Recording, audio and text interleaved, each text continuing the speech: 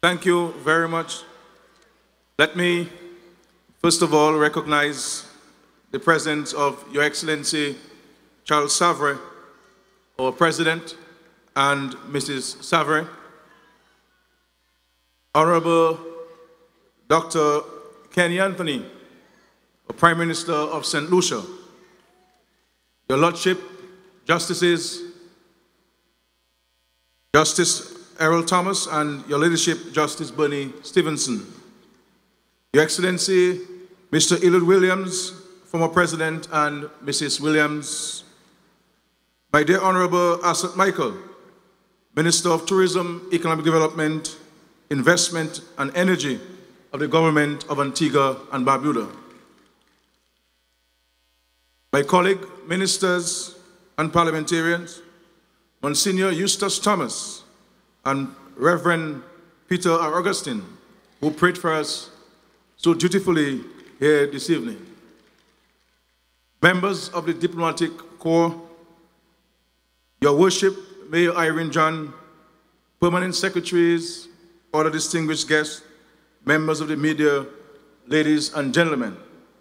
Let me also recognize my wife who is here present with us. And let me recognize I am a very lucky person. I happen to have 3 moms. So 2 of them are here tonight, so I want to greet them especially who are here to see me. And very importantly, all of you, the wonderful people of Dominica. Thank you for being here this evening. I want to apologize for the absence of Dr. Ralph Gonzalez, Prime Minister of St. Vincent and the Grenadines. He had some flight problems, but he told me, please stress it was not with Liat.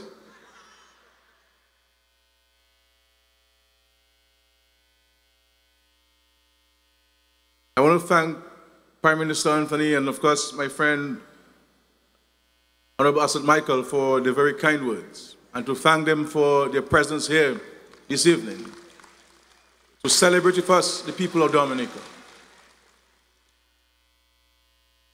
As the CAPSEC indicated, I did not take an oath today because I took my oath on Tuesday and also as Minister on Thursday. I want to say to the Chief Personnel Officer that I am also Minister responsible for the public service. So I will champion the reform in the public service.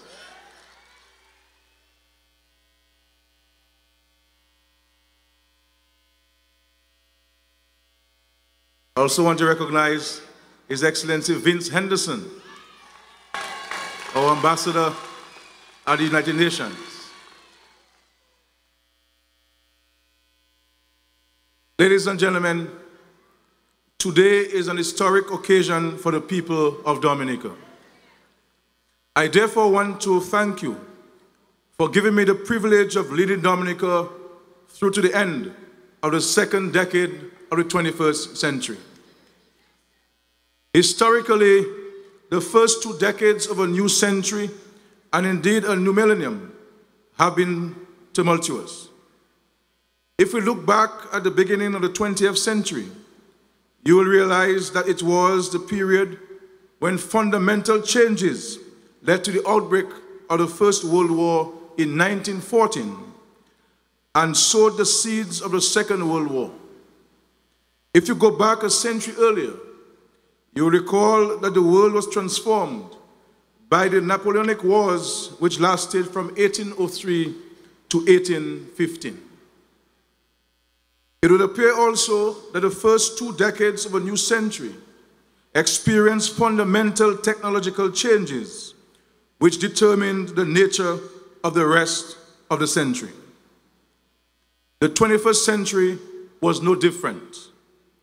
When the Dominica Labour Party came into office in 2000, it was confronted with the crisis of the declining banana sector and the excessive and reckless borrowing which the previous administration embarked on for a variety of reasons.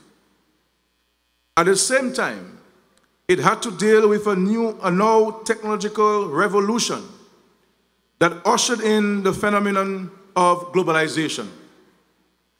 For the first time in human history, people had access to vast storehouses of information and the technology to transmit information and other resources, including financial assets, electronically over long distances instantaneously.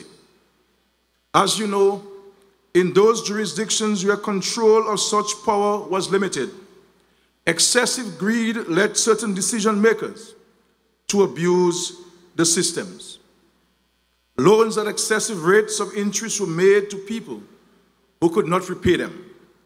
The result was the financial crisis of 2007 and the resulting economic crisis that ushered in the recession. This caused the decline of several major global economies. Small open economies like Dominica that depended on trade with these large international partners inevitably suffered. However, with God's help, the Dominica Labour Party introduced new fiscal and economic policies that enable it to stabilize the economy and to even experience a 3% growth in 2004. Since then, we have introduced a succession of economic and social policies and programs in pursuit of the dream of a prosperous, peaceful, and just Dominica. Then on 8th December 2014, we asked the voters of Dominica to give us a fourth successive mandate to advance the work we started in 2000. We did so against the background of a belief in some quarters that a party should be given only 2 or 3 terms in office and then changed for the sake of change. The just concluded elections proved beyond a shadow of a doubt that such thinking is simplistic. I therefore want to thank Dominicans for demonstrating the ability to think for themselves and to give their overwhelming support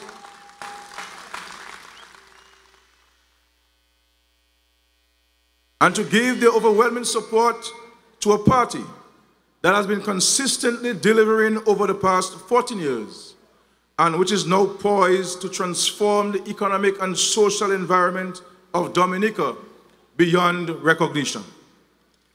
I also want to thank Dominicans of all ages and political affiliations for conducting themselves properly throughout the campaign.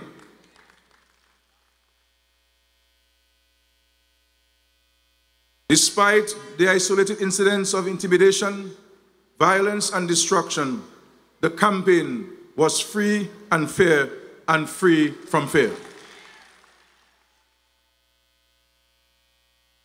Our impartial observers have made this clear to us and to the world. I am also delighted to know that Dominica is now generally considered to be a mature and stable democracy.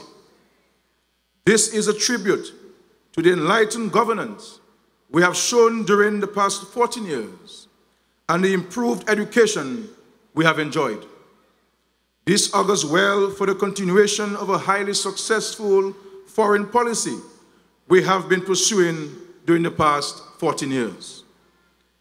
It is beyond doubt that the campaign for a 4th term in office was fought on several fronts.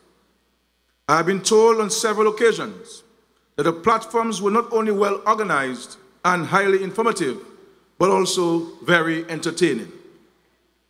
I am also convinced that the caliber of candidates whom we presented to the public on 8th November left a lasting impression on the minds of the electorates.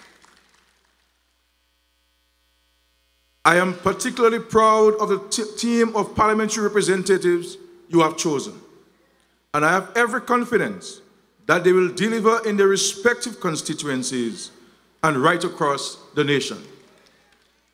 Unfortunately, the outcome was not as expected in a few constituencies, but I can assure you that we shall find opportunities for those unsuccessful candidates to continue to contribute to the development of Dominica.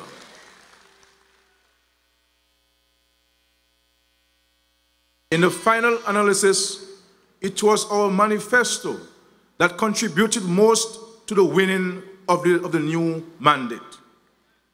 Let me remind you that this document, which contains both the record of our achievements during the past 14 years and our policies, plans, strategies, and programs for the next 5 years, made a strong case for the continued governance of the Dominica Labour Party.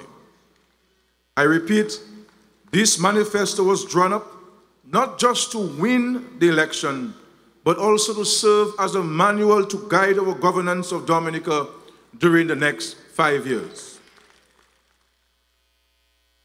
I can therefore promise you that we shall do our utmost to deliver the many feasible promises we made to you in the manifesto. Our number one priority will be to continue to improve the country's social and physical infrastructure. We shall continue to invest heavily in our human resources to ensure that our people have the education, the skills, and the talent and culture to become more productive and seize the opportunities to create wealth and employment from our abundant natural resources. Obviously, one of the prerequisites of economic development is an efficient physical infrastructure. During the past 14 years, we have brought about vast improvements in transport and communication by land, sea, and air in Dominica. For example, we have improved 60% of our major road networks. We have upgraded the Douglas Charles Airport and signed an MOU for a private company in China to build a new international airport at Crompton Point.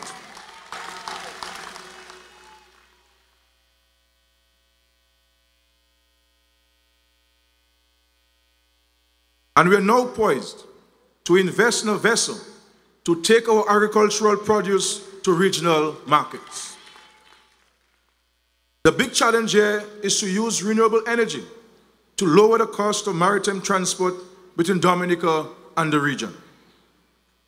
Once the conditions for economic development are in place, we have a strategy to draw on both our natural and human resources to stimulate our economy, expand the private sector, and use the revenues that accrue to government to provide essential services to our people.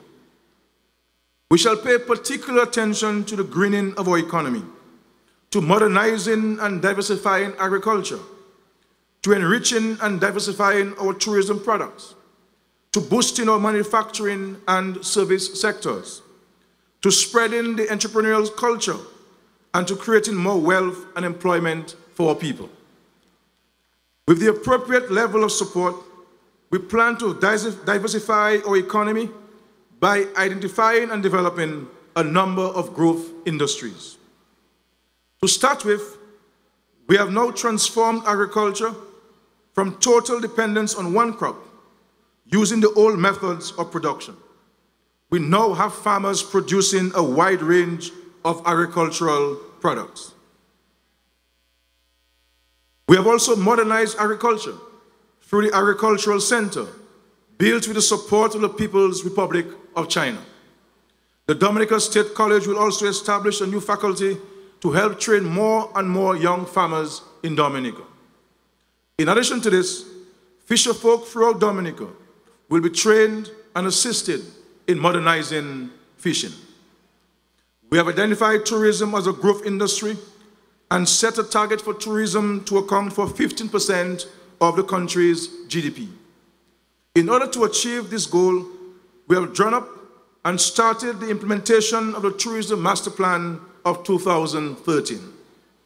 At the center of the plan is a commitment to diversify our tourism product. Hence, ecotourism has been and will continue to be supported by educational tourism, cultural tourism, heritage tourism, and sports tourism. The environment for investing in tourism will be improved. Dominica will become more visitor-friendly with the Roseau renewal and the Portsmouth enhancement projects.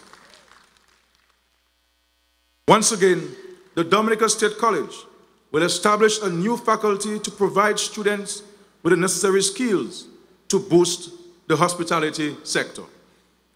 We have also decided to abandon our reliance on fossil fuels to drive the economy.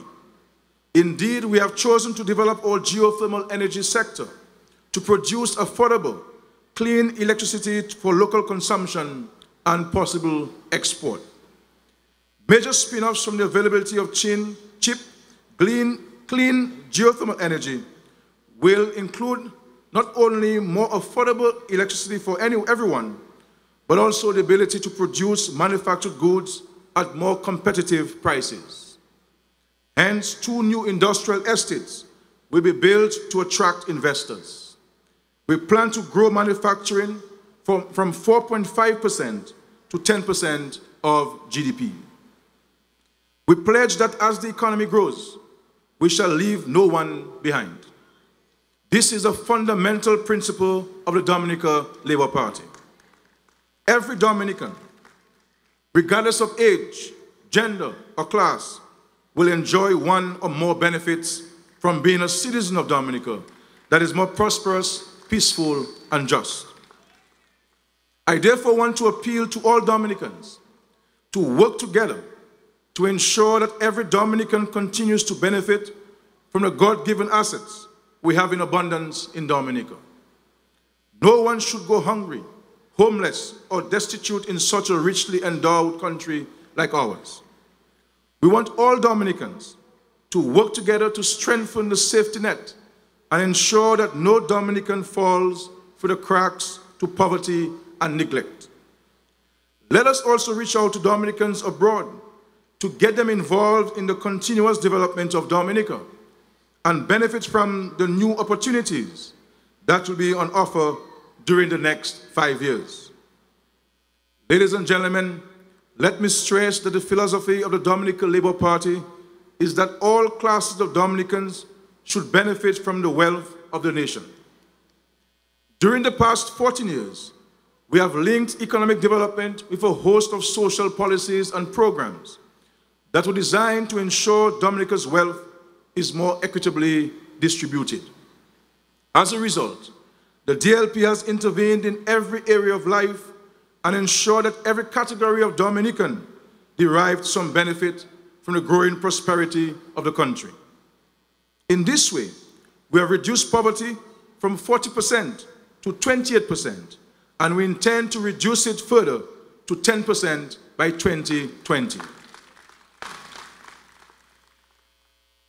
We have strengthened the family by providing family life education in schools and colleges, and we have equipped communities to provide support systems for families across the length and breadth of Dominica.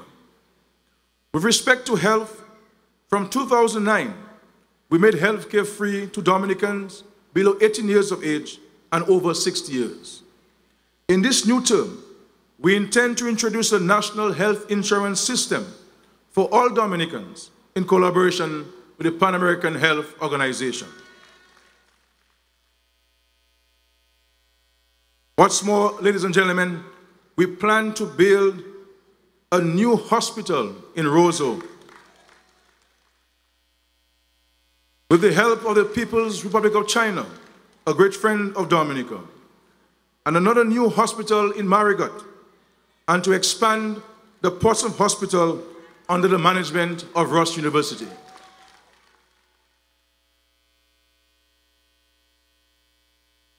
Turning to education, every Dominican family has benefited from a massive investment in education from the cradle to the grave.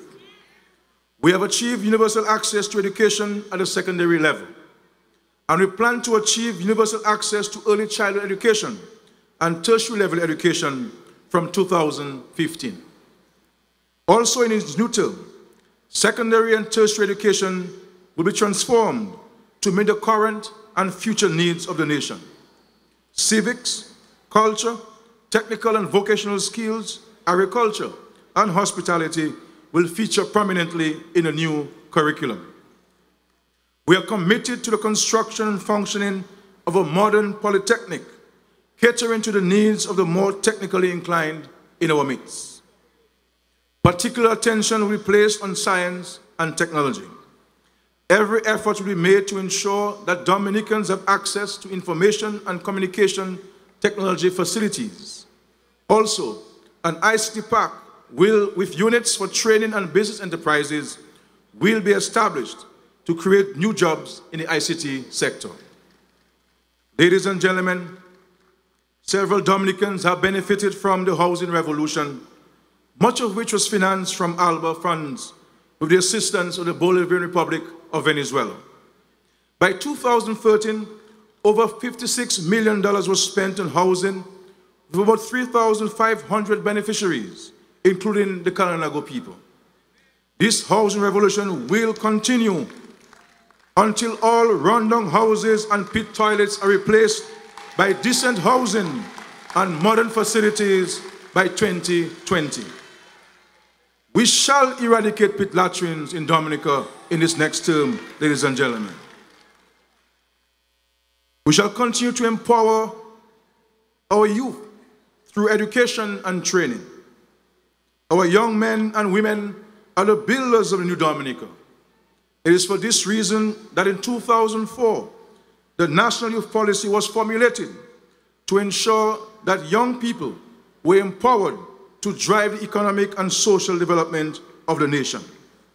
I will tell you tonight that a new senator in the House will be the president of the NYC, Mr. Benoit.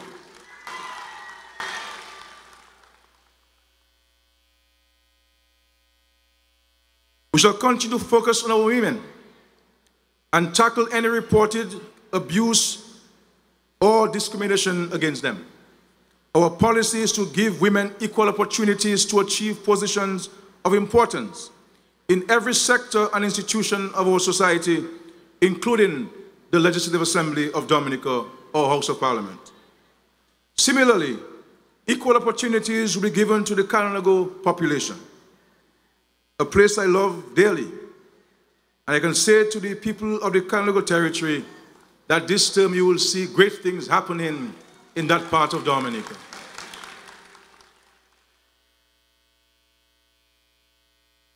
In particular, every effort will be made to have them participate more fully in ecotourism, as well as cultural and heritage tourism projects. I will say to the new Minister of Kalinago Affairs, you see we have moved from Carib Affairs to Kalinago Affairs, that at the first sitting of Parliament, the name will be officially changed from Carib to Kalinago.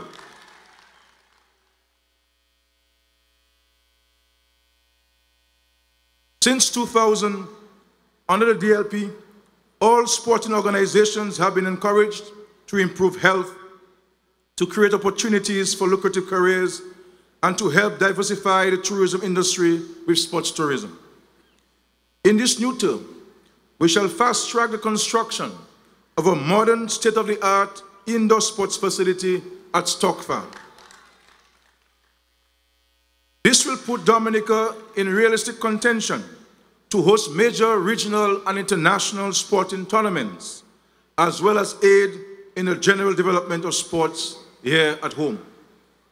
We also intend on using culture as an avenue for national development and the creation of wealth and employment. In this new term as well, particular attention will be paid to public service workers. We shall continue to provide them with modern training and upgrade the office facilities. All government employees who have served for 10 years or more will be appointed. And of course, we have offered the public officers a 5% salary increase, which is still on the table. We also have been reaching out to Dominicans residing overseas, encouraging them and helping them to make a greater contribution to the development of Dominica. We have been working closely with civil society organizations to keep abreast of challenges which their members face. In response, we have strengthened the social safety net to ensure that no one is left behind. For example, projects like Chances, the Yes We Care program, and the Prime Minister's Public Support program will be expanded in the next term. Over the years, we have maintained law and order, and we shall continue to make every effort to keep Dominica a law-abiding, safe, low-crime jurisdiction for both citizens and visitors.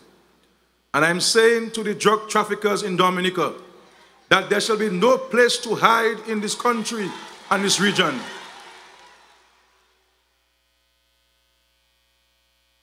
Because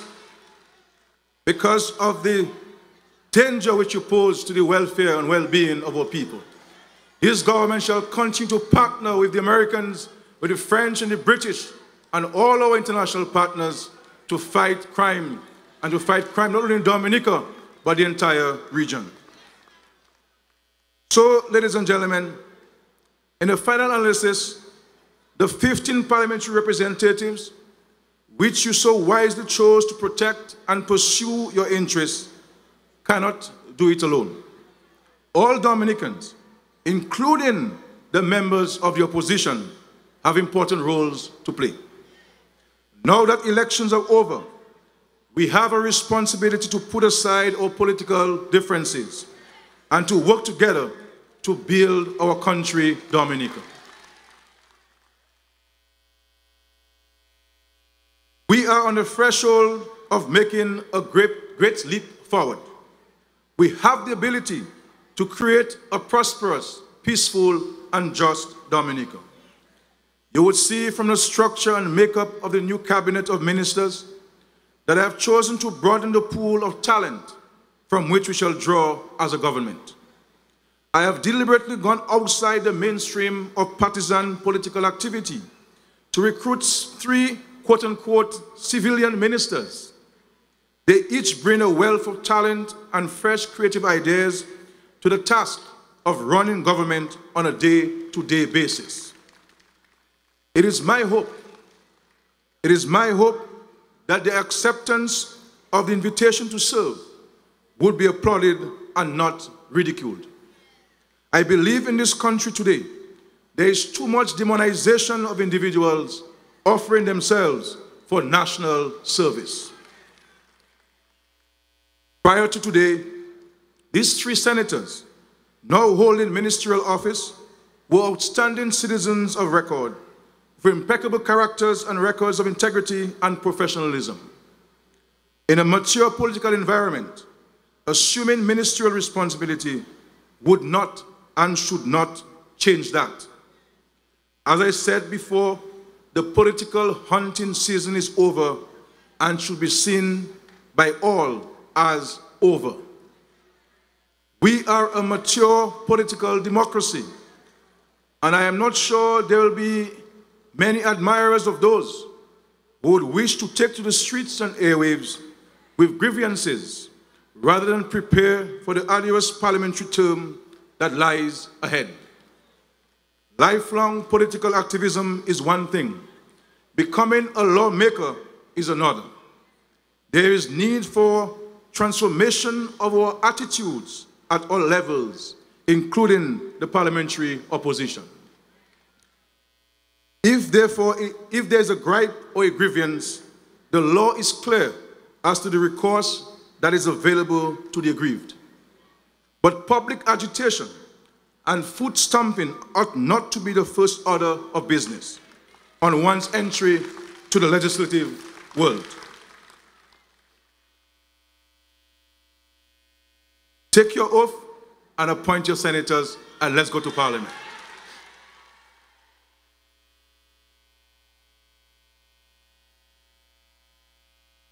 And take the oath in the State House.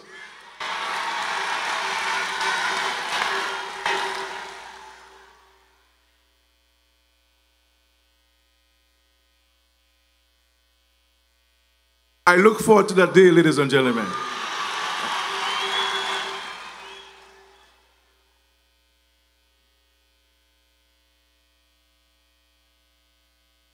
Distinguished ladies and gentlemen, Dominica's future is bright. We are poised for takeoff. We sowed the seed, nurtured the blossoming plant, and should all therefore participate in the harvest. I urge you, my fellow citizens, to rise to the occasion. Believe in ourselves. Let us put our hands to the plow and build this country to the admiration and indeed the envy of the world. My parliamentary colleagues and I are ready for the challenge. Come Monday morning, we shall hit the road running.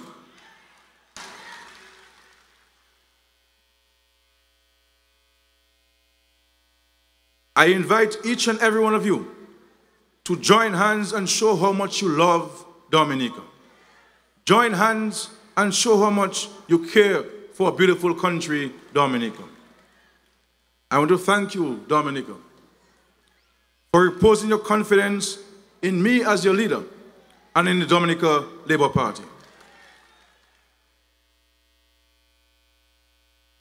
We are committed to getting the job done in the most efficient and fair-handed manner, touching the lives of all. And I want to say to my colleagues, my colleague parliamentarians, that staying close to the people must be extremely important.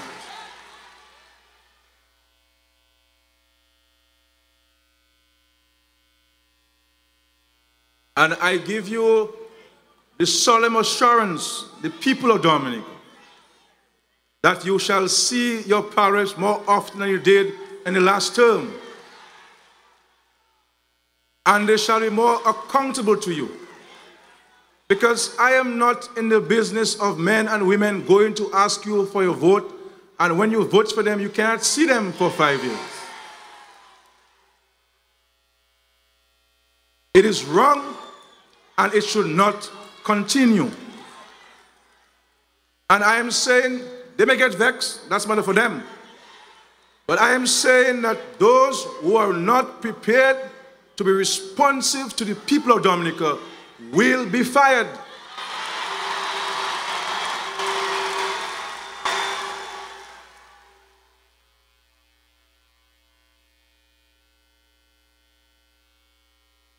And if it means we have to go back to the polls before 2019, then that's matter for us. But we cannot continue allowing you, the people of Dominica, to show up night and day, campaigning for us, and going out and vote for us, and when you want to see us, you cannot see us.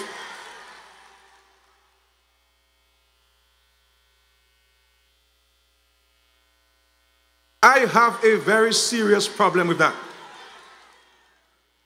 So rest assured, ladies and gentlemen, that systems will be put in place to ensure that which you cried about last term will not happen again.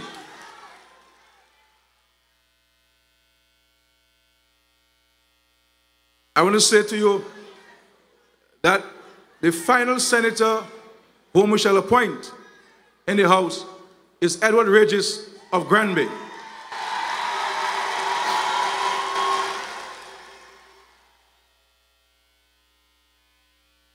And I will say, finally, in respect to Parliament, that the government side will nominate again Alex Boyd Knights to be the Speaker of the House of Assembly.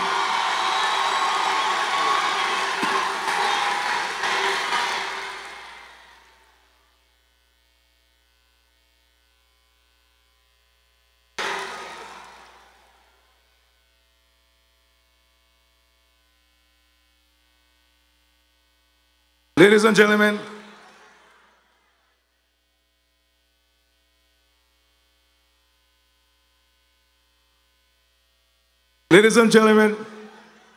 Prime Minister Anthony is here with me tonight because we have to travel to Cuba tonight for our ALBA meeting.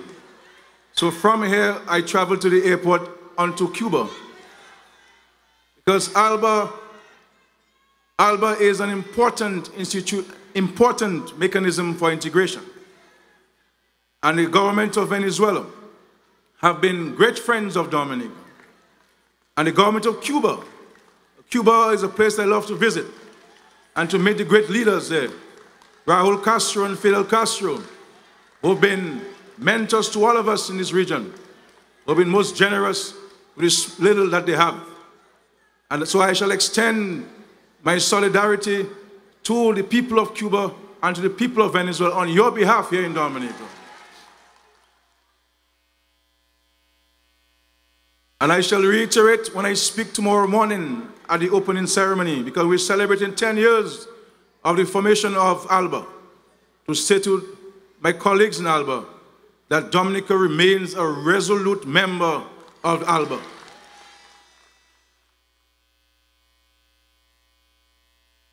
So may God bless all of you. May God bless our beautiful country, Dominica. And I shall remain always your humble chief servant. Because I will never take for granted the trust and confidence that you have placed in me. Thank you very much. God is good, and all the time, God is good. And once God is with us, no one can be against us, ladies and gentlemen. Thank you very much, Dominica. Forward we go with our development. Forward we go with Dominica's advancement as we seek to create a more peaceful, prosperous, and just Dominica to the benefit of all our citizens. Thank you very much. Thank you, Honourable Prime Minister, for this inspiring address.